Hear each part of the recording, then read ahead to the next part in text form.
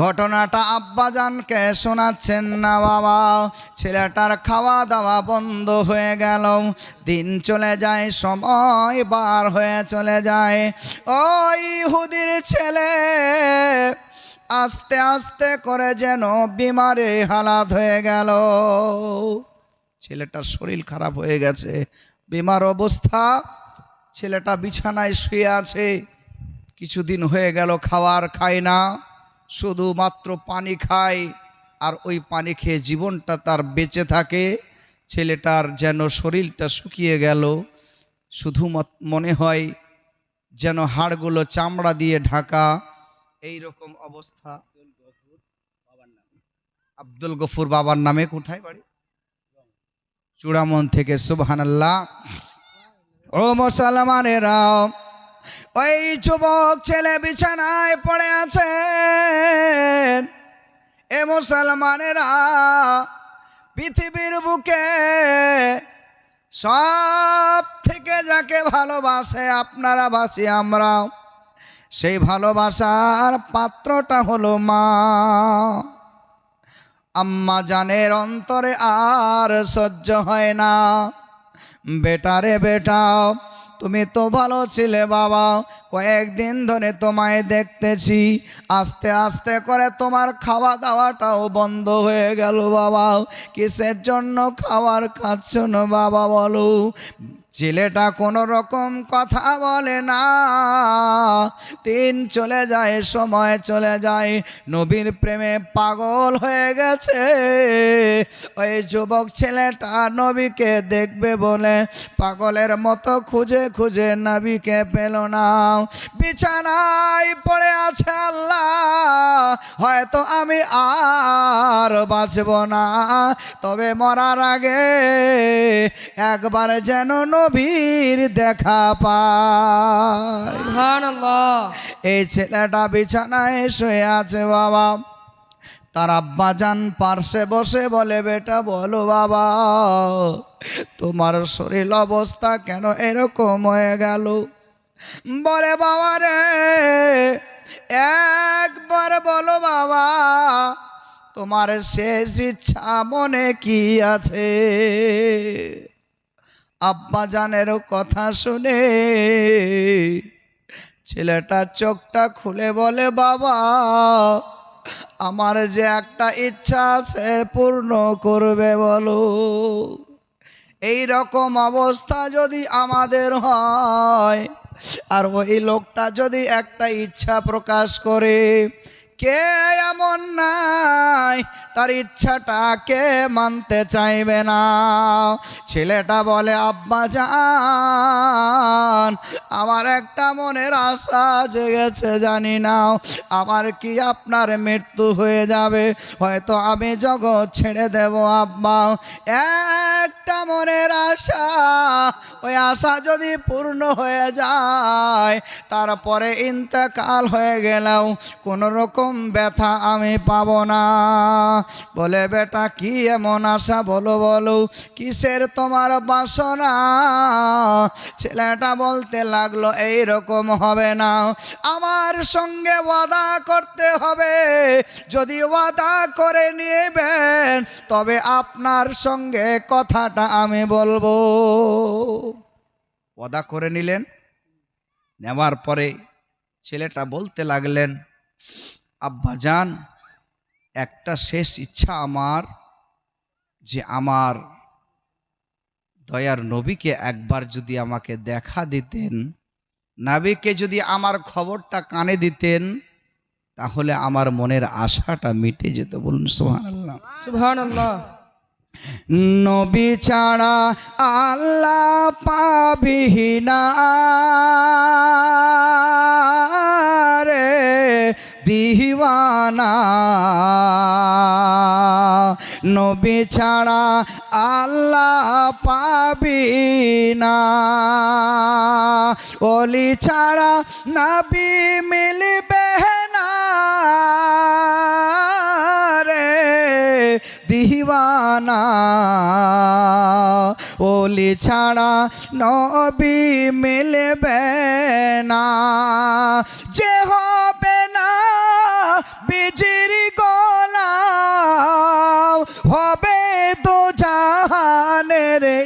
ইমাম। বলুন সুবহানাল্লাহ। যে হবে না বিজির গোলাম হবে তো জাহানের ইমাম। চুম্বে কদম সারা জামানা রে দিওয়ানা, নবী ছাড়া আল্লাহ পাবি না। সুবহানাল্লাহ। নবীর যারা দিওয়ানা হবে তারাই তো খোদাকে পাবে। ব্রাদারে মিল্লাত এত দিওয়ানা হয়ে গেল, এত মস্তানা হয়ে গেল, ছেলেটা বলে আব্বা যদি আমার মনের কথা, যদি আপনি আমার মনের বাসনাটা পূর্ণ করে দিতে পারেন তাহলে আপনার কাছে কোনো রকম আর আমার দাবি থাকবে না, আপনার কাছে কোনো রকম চাহার কিছু থাকবে না। আমার কামলিওয়ালে আকা মুস্তাফার যদি একবার জিয়ারত করিয়ে দেন তাহলে আপনার সঙ্গে আর কোনো রকম চাওয়া পাওয়ার থাকবে না। আপনার কাছে জমি আমি চাই না, টাকা আমি চাই না, পয়সা আমি চাই না, একবারের জন্য আমার নবীর দেখা করাতে হবে। এ মুসলমানেরা, ওই ইহুদি যতই হোক না কেন বাবা, পাগল হয়ে গেলেন আল্লাহ কেমন করে নবীকে আমি ডাকতে যাব। নবীকে মারার জন্য আমি ব্যস্ত ছিলাম, সকাল সন্ধ্যায় নবীকে গালি দিতাম, এখন নবীকে কেমনে আমি ডাকতে যাব। এই ইহুদি যেন আপনার আস্তে আস্তে করে চলতে চলতে চলতে চলতে আমার মায়ার নবী মুস্তাফা কামলিওয়ালে আকার দরজায় গিয়ে আওয়াজ দিয়ে বলতেছে ইয়া রাসূলুল্লাহ, ইয়া হাবিবাল্লাহ, নবী গো, আমার সন্তান আজ থেকে কতদিন হয়ে গেল এমন অবস্থায় পড়ে আছে, আমার সন্তান হয়তো আরো বাঁচবে না, আপনি দয়া করে চলুন, একবার আমার সন্তান আপনাকে দেখতে চায়। সুবহানাল্লাহ। আমার নবী পাগলের মতো ছুটে সাহাবাদেরকে সঙ্গে নিয়ে বাবা আমার কামলিওয়ালে আকা চলতে লাগলেন। আমার নবী চলতে চলতে যেন বলতেছেন, ও আমার সাহাবারা, তোমরা কি দেখতে চাও? বলো দেখতে চাও? বলে ইয়া রাসূলুল্লাহ, কি দেখার কথা আপনি বলতেছেন? আমার মায়ার নবী বলতেছেন, সাহাবারা, তোমরা যদি জওয়ান জান্নাতি জওয়ান দেখতে চাও তবে আমার সঙ্গে চলো, এখন তোমরা জান্নাতি জওয়ান দেখতে পাবে। সুবহানাল্লাহ।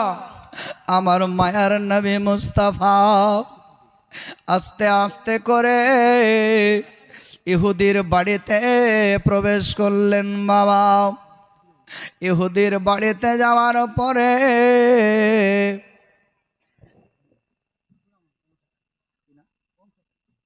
সুবহানাল্লাহ, চূড়ামন থেকে গমসেদ আলী 500 টাকা দিয়েছেন। বাবা কোথায় আছেন?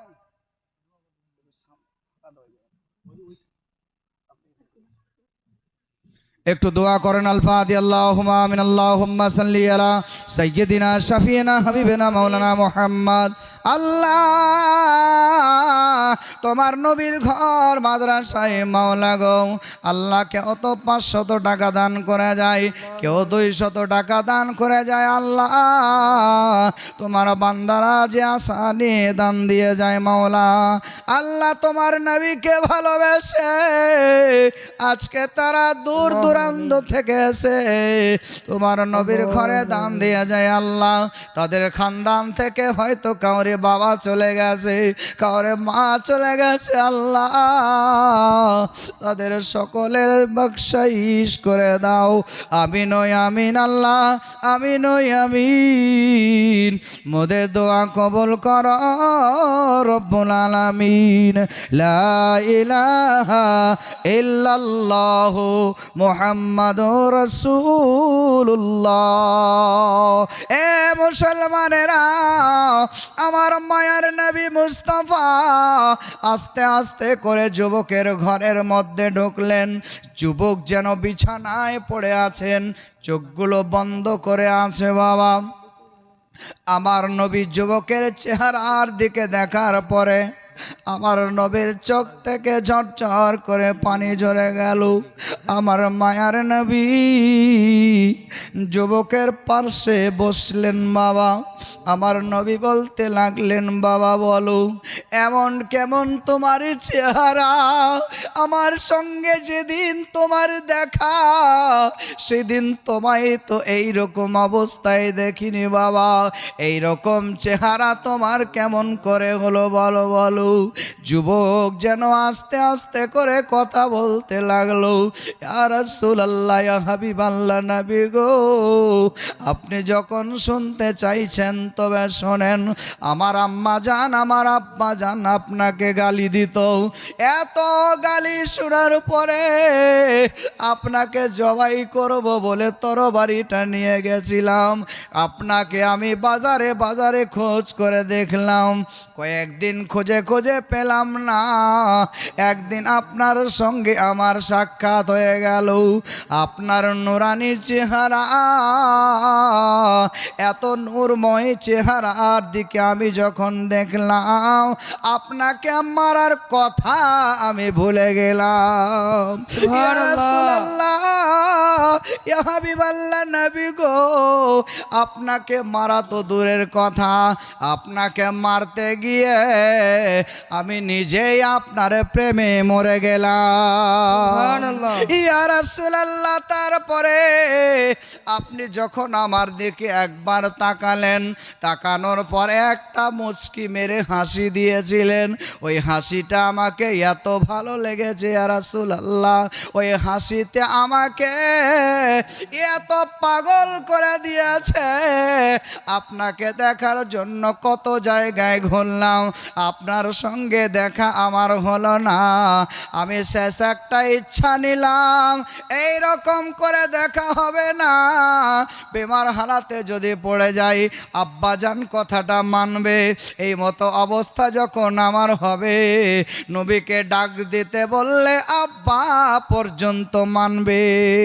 ও মুসলমানেরা, আমার মায়ার নবী যেন ওই ইহুদির ছেলের পার্শ্বে বসে আপনার নবী আমার ঝরঝর করে কেঁদে চলে যায়। বাবা, তুমি এত দুবলা হয়ে গেছো, তোমার শরীর এত খারাপ হয়ে গেছে।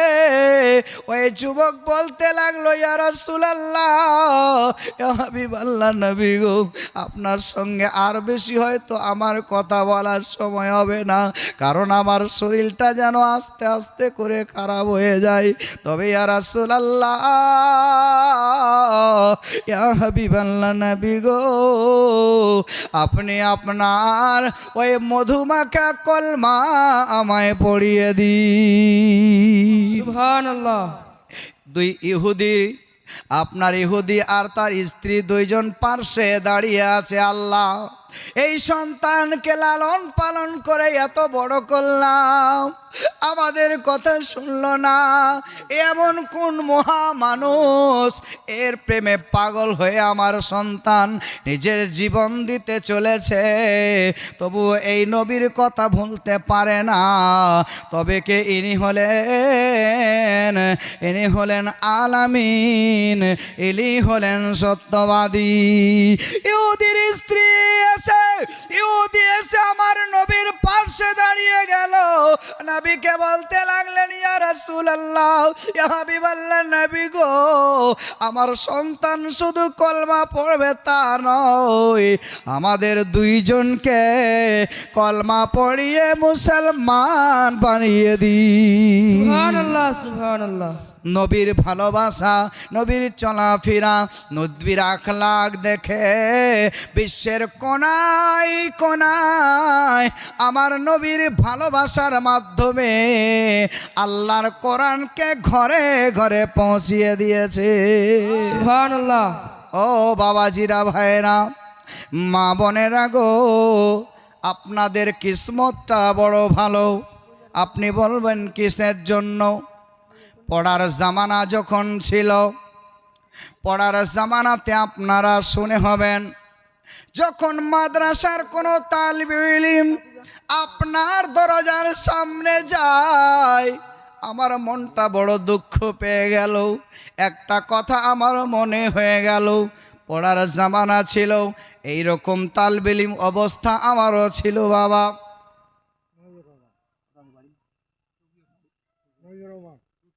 সুবহানাল্লাহ। মহিদুর রহমান ওই চকিয়া পকর থেকে 500 টাকা আল্লাহ যে আশায় দান করে যায় তাদের আশাগুলো পূর্ণ করে দিও মাবুদ। আমিন ও আমিন আল্লাহ, আমিন ও আমিন। মোদের দোয়া কবুল কর রব্বুল আলামিন। কথাটা মনে পড়ে গেল, পড়ার জামানা ছিল, এই রকম তালিবে ইলম অবস্থা ছিল। আমার রিশতাদারের মধ্যে একজনের বাড়ি আমি গেলাম, 2টা দরজা আছে রে বাবা। এক দরজা দিয়ে প্রবেশ করলাম, দেখলাম বাড়িটাতে মানুষ ছিল। একটা দরজা দিয়ে ঢুকলাম, আর একটা দরজা দিয়ে তারা বেরিয়ে চলে গেল। মাথার মধ্যে চিন্তা আসলো, আল্লাহ কিসের জন্য বেরিয়ে গেল? কিছুক্ষণ পর দেখলাম তারা আবার বাড়িতে ফিরে এসেছে। আমাদের ধারণা কত খারাপ চলতেছে রে বাবা। সে বলতে লাগলো, আমি বুঝতে পারিনি বাবা তুমি এসেছো, আমি মনে করেছিলাম মাদ্রাসার কোনো তালিবে ইলম দান চাওয়ার জন্য এসেছে। ও আমার বাবাজিরা, আপনার দরজার সামনে যখন একটা তালিবে ইলম যাবে আপনার মনটা বিরক্ত হয়ে যায়। আমার মায়ার নবী বলতেছে, আমার উম্মতেরা শোনো, একটা তালিবে ইলম যখন কোনো কবরস্থানের ধার দিয়ে হেঁটে চলে যায়, ওই তালিবে ইলম কবরস্থানে সালাম যদি জানিয়ে দেয়, ওই কবরস্থানে 40 দিন ধরে আল্লাহ আযাবকে হালকা করে দেয়। সুবহানাল্লাহ। কবরস্থানের আযাবকে আল্লাহ হালকা করে দেয় তালিবে ইলমের কারণে। আপনি কোন কপাল পোড়া, আপনার বাড়িতে তালিবে ইলম গেল, আপনার মনে একবারও জাগলো না এরা মা ছেড়ে এসেছে, বাবা ছেড়ে এসেছে, বাড়িঘর ছেড়ে এসে আপনার এলাকায় পড়ে আছে। আপনার কি মনটা চাইলো না আপনার সন্তানটা কত সুন্দর সুন্দর খাবার খায়? আজকে তালিবে ইলমেরা মাদ্রাসায় পড়াশোনা করে। এখানকার সিস্টেম যেটা আছে আমি দেখতে পেলাম, আমরা যখন পড়াশোনা করেছিলাম বাবা, বড়